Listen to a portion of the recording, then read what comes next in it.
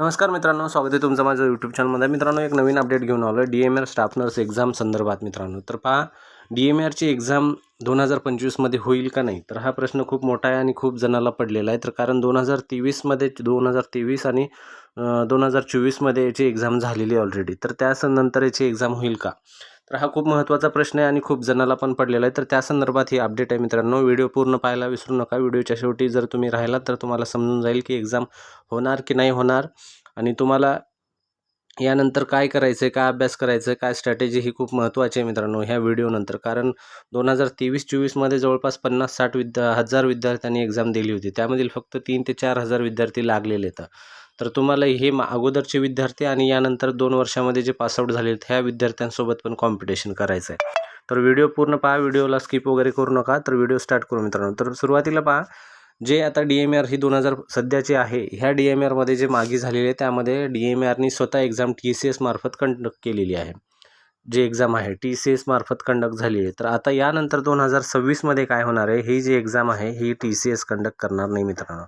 त्यामध्ये काय होणार आहे, TCS कंडक्ट नाही करणार. तर ही नवीन जी एक्झाम आहे MPSCकडे जाणार आहे. MPSCकडे नवीन एक्झाम जाणार आहे. त्यासाठी मग जर नवीन MPSCकडे एक्झाम जर जाणार असेल तर तुम्हाला जोपर्यंत MPSC पूर्ण या सिस्टीममध्ये येत नाही आणि पूर्ण DMRची सिस्टीम समजून घेत नाही, तुम्हाला पूर्ण माहिती कळणार म्हणजे DMRला पूर्ण माहिती कळणार नाही, तोपर्यंत ती नवीन एक्झाम कंडक्ट करणार नाही मित्रांनो. त्यासाठी सध्या न्यू RR चालू आहे. न्यू RR म्हणजे RR काय असतो, रिक्रुटमेंट रूल म्हणा किंवा रिक्रुटमेंट रेग्युलेशन. जे काही जो कोणती नवीन भरती बनत असते किंवा नवीन काही जे काही प्रोसेस असते त्या रिक्रुटमेंट प्रोसेस असते ती यानुसारच होत असते. तर हे नवीन रिक्रुटमेंट चालू आहे मित्रांनो. तर पहा, आत्ता सांगितल्याप्रमाणे 2026 नंतर जर MPSC जर एक्झाम घेत असेल तर मग तुम्हाला हे एकच चान्स आहे जे तुम्हाला लवकर जॉब लागण्याचा. कारण 26 नंतर MPSC जर घेत असेल तर त्यांचा पॅटर्न सगळ्यांनाच माहिती आहे कसा असतो. त्यांचं एक्झामचं टेक्निकल गोष्टी कशा असतात, सगळ्या परफेक्टली असतात.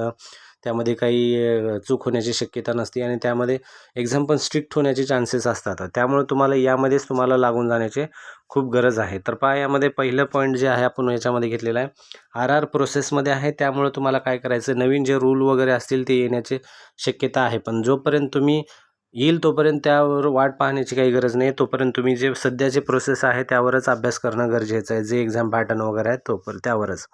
त्यानंतर नेक्स्ट पॉईंट आहे, न्यू वॅकन्सी पोस्ट मिनिमम किती असतील. तर पहा, हा खूप प्रश्न सर्वांनाच पडला होता की मॅक्झिमम किती पोस्ट असतील. तर जवळपास यामध्ये आता सध्याच्या माहितीनुसार आपल्याला भेटते की 4000 प्लस याच्यामध्ये वॅकन्सी असणार आहेत मित्रांनो. 4000 प्लस ही खूप मोठी वॅकन्सी आहे. जवळपास जेव्हापासून मी पाहतो याची त्यापासून आत्तापर्यंतची सगळ्यात मोठी वॅकन्सी ही 2023-24मध्ये झालेली आहे. त्यानंतर जी ही वॅकन्सी जर 4000 प्लस यांनी जर जागा काढल्या तर जवळपास ही सगळ्यात मोठी वॅकन्सी हीच होऊन जाईल. कारण याच्यामध्ये 4000 प्लस स्टाफ नर्स जर फक्त यांनी घेतल्या तर त्यानंतर हे नॉन टेक्निकलची जी काही वॅकन्सी असेल त्याच्यामध्ये दुसऱ्या जे काही ह्याच्यामध्येच असतील पोस्ट वगैरे, मग त्या पोस्ट जवळपास 5-6 हजार जर अशा निघाल्या तर जवळपास 10 ते 12,000च्या जवळपास ही वॅकन्सी जाईल. ती खूप मोठी वॅकन्सी असणार आहे. त्यामुळं खूप चान्सेस आहेत लागण्याचं. तर तुम्ही अभ्यासाला लागणं खूप गरजेचं आहे. त्यानंतर तिसरा पॉईंट काय मित्रांनो पहा, याच्यामध्ये नो ऑफिशियल नोटिफिकेशन. आता एक महत्त्वाचा पॉईंट असा असतो की जोपर्यंत कोणतं ऑफिशियल नोटिफिकेशन येत नाही तोपर्यंत तुम्ही कसं हे माहिती सांगताय. तर मित्रांनो, ह्या सगळ्या गोष्टी ह्या आता जोपर्यंत आपण ऑफिशियल नोटिफिकेशन येत नाही तोपर्यंत ह्या गोष्टी ह्या आपण समजून पण शकत नाही. कारण ह्या जोपर्यंत आता ऑफिशियल आली तेव्हाच तुम्हाला ह्या माहिती समजून जाईल. पण सध्या कोणतीही ऑफिशियल नोटिफिकेशन आलेली नाही आहे मित्रांनो. जोपर्यंत येईल तोपर्यंत तुम्हाला अपडेट आपल्या व्हिडिओ थ्रू मार्फत भेटून जाईल मित्रांनो. पण सध्या कोणतं ऑफिशियल नोटिफिकेशन कुठे पण आलेलं नाही आहे. ठीक आहे. तर मित्रांनो पहा, कुठं पण सध्या ऑफिशियल नोटिफिकेशन नाही आहे. त्यानंतर नेक्स्ट पॉईंट याच्यामध्ये काय आपण घेतलेला आहे, नेक्स्ट पॉईंट पहा, 2026 onwards MPSC will conduct the nursing exam. बरोबर आहे. आत्ता सांगितल्याप्रमाणे MPSC Maharashtra public service commission यामार्फत 2026 नंतर एक्झाम होणार आहे. त्यामुळं आताच एक चान्स आहे मित्रांनो. यामध्येच तुम्हाला ही एक सीट तुम्हाला तुमची नर्सिंग फील्डमध्ये गव्हर्नमेंटच्या बुक करायचं आहे. त्यानंतर नेक्स्ट आहे 900 प्रमोशन आणि 9 मेडिकल कॉलेज, 9+1 10 मेडिकल कॉलेज आणि 900 प्रमोशन स्टाफ नर्स. आता हे सगळ्यांनाच माहिती आहे, आपल्या बऱ्याच व्हिडिओमध्ये पण आपण अपडेट दिलेलं आहे की 900 प्रमोशन जवळपास झालेलं आहे स्टाफ नर्सचं महाराष्ट्रामध्ये. त्यामध्ये प्रत्येक मेडिकल कॉलेजमध्ये जे काही सिनियर स्टाफ आहे तर त्यांचं प्रमोशन झालेलं आहे. मग त्यानंतर मेडिकल कॉलेज जे आले होते, आता हिंगोली वगैरे म्हणा, हे जे काही मेडिकल कॉलेजेस आहेत नवीन, तर ह्या नवीन मेडिकल कॉलेजेसमध्ये काय असणार आहे, न्यू वॅकन्सी लागणार आहेत. आता ही फक्त न्यू वॅकन्सी स्टाफ नर्सचीच नसणार आहे, तर प्रत्येक याच्या फील्डची याच्यामध्ये वॅकन्सी असणार आहे. ठीक आहे, तर त्यासाठी तुम्हाला या न्यू वॅकन्सीचे चान्सेस असल्यामुळं तुम्हाला हे न्यू मेडिकल कॉलेजेस असल्यामुळं तुम्हाला न्यू वॅकन्सीमध्ये जे आहे जास्त सीट्स जे असतात, जे जास्त वॅकन्सी जी आहे ही मोठी असू शकते. ठीक आहे, तर त्यामुळं ह्याचा एक फायदा असू शकतो. आणि खूप महत्त्वाचा पॉईंट म्हणजे हाच आहे की 2025मध्ये येईल का, तर 2025मध्ये येण्याची खूप जास्त चान्सेस आहेत. 2025मध्ये एक्झाम येईल म्हणजे येईल मित्रांनो. कारण कसं आहे, आता एवढे प्रमोशन पण झालेले आहेत आणि एवढे मेडिकल कॉलेजेस आहेत. जर यावर्षी जर एक्झाम नाही घेतली तर मग ही एक्झाम जाईल आत्ता सांगितल्याप्रमाणे MPSCकडे जाईल. ठीक आहे, आत्ताच काय बोललो आपण, MPSCकडे एक्झाम जाईल. जर MPSCकडे जर ही एक्झाम गेली तर काय होईल, MPSC लागे हात लगेच तुम्हाला एक्झाम कंडक्ट करणार नाही. ठीक आहे, हे सगळ्यांनाच माहिती आहे. MPSCच्या हातामध्ये जर पूर्ण सिस्टीम गेली तर MPSC काय करेल, पूर्ण समजून घेईल प्रोसेस काय आहे काय नाही. त्यांना ऑलरेडी माहीत असते सगळं एक्झामचं, तरी पण ह्या मेडिकल फील्डच्या एक्झामची प्रोसेस पूर्ण समजून घेईल. यामध्ये समजण्यामध्ये पूर्ण त्यांना जवळपास 6 महिने तर कमीत कमी लागू शकतात. 6 महिने जरी लागले, त्यानंतर पुढच्या प्रोसेसला एक 5-6 महिने लागले, तर पुढल्या वर्षीमध्ये पण ही एक्झाम होण्याचे चान्सेस नाहीत जर MPSC घेतली तर. त्यामुळं आत्ताच्या आत्ताच याच्यामध्ये चान्सेस जास्त आहेत.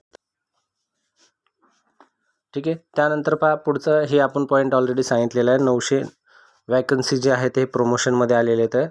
त्यानंतर जे 9 मेडिकल कॉलेजेस आहेत त्यामध्ये वॅकन्सी पण आहे. यामध्ये आता फक्त स्टाफ नर्सच नसणार आहे, प्रत्येक असेल तर तुम्ही मेडिकल फील्डचे नसताल, नर्सिंग फील्डचे जर नसताल तर तुम्ही दुसऱ्या फील्डचे जरी आपल्या चॅनलवर जर सबस्क्राईब असतील त्यांच्यासाठी पण महत्त्वाची बातमी. याच्यामध्ये प्रत्येकचे असेल, लॅब टेक्निशियन असेल, त्यानंतर फार्मासिस्ट असेल, गार्डनर, माळी, ह्या प्रत्येक पोस्ट जे मेडिकल हॉस्पिटलमध्ये लागतात त्या प्रत्येकची वॅकन्सी निघेल. जी नॉन टेक्निकल पोस्ट आपण गृहीत धरतो त्या प्रत्येकची वॅकन्सी याच्यामध्ये निघते. मग त्या सगळ्यांची तुम्ही तयारी करणं गरजेचं आहे. त्यानंतर नेक्स्ट आहे, if this vacancy came then next 5 year there will be no exam.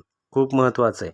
जर ही वॅकन्सी आता आली, आता जे आपण ही चर्चा करतो एक्झामची, ही एक्झाम जर आली तर तुम्हाला माहिती आहे जवळपास नवीन एक्झाम येणं कमीत कमी आपण 5 वर्ष गृहीत धरायचं आहे की नवीन वर्ष एक्झाम यायला 5 वर्ष तरी लागतील.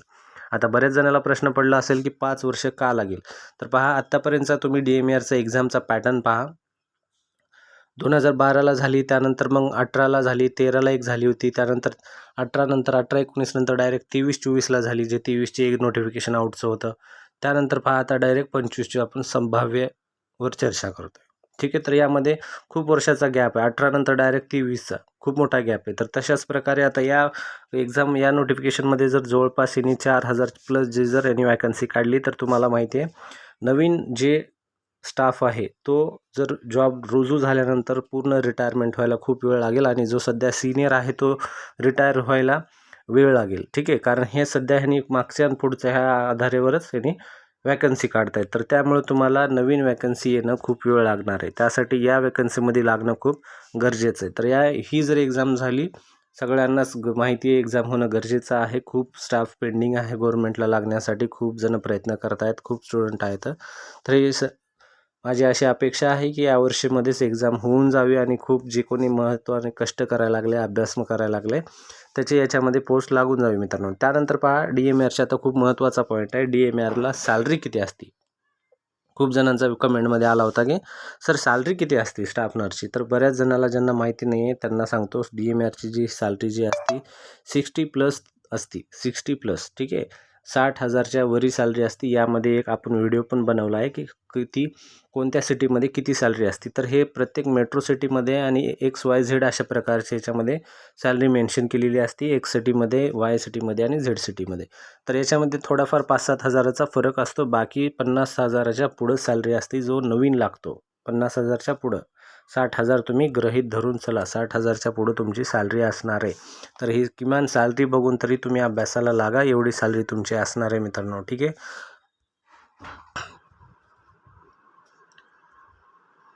तर पहा मित्रांनो, त्यानंतर पुढचा पॉईंट आहे, if notification came then only 1 month will be there for study, so start now only.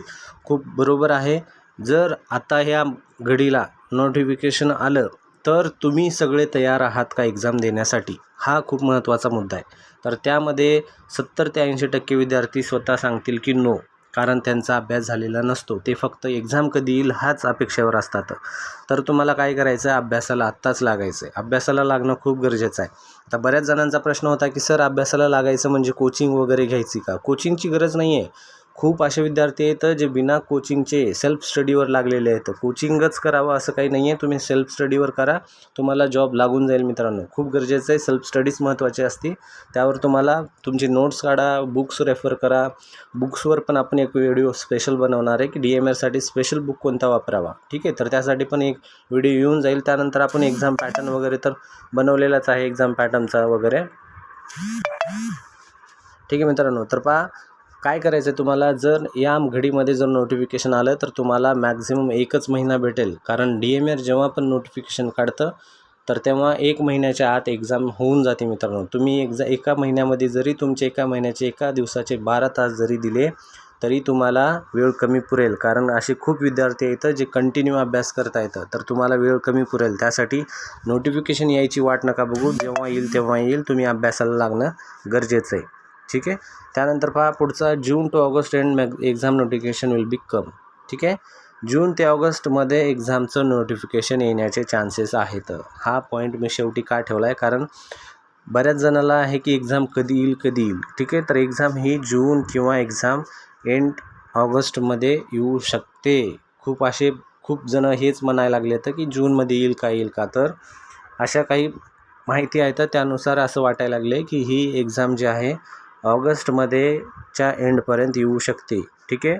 ऑगस्टची end म्हणा. जर ऑगस्ट एंड नाही आली तर तुम्हाला सांगतो 2025मध्ये तर एक्झाम येऊनच जाईल मित्रांनो. त्याला काही विषयच नाही आहे. 2025च्या आतमध्ये एक्झाम येणं 100% गरजेचं आहे. कारण एवढे स्टाफ वॅकन्सी आहे. तुम्हाला आजच एक मी TV9वर न्यूज व्हिडिओ पाहिला, त्यामध्ये की 20,000 पदे महाराष्ट्रामध्ये परिचारिकाचे वॅकन्सी आहेत. तुम्ही वाटलं तर पाहून घ्या. TV9वर 16 मेची एक न्यूज आहे.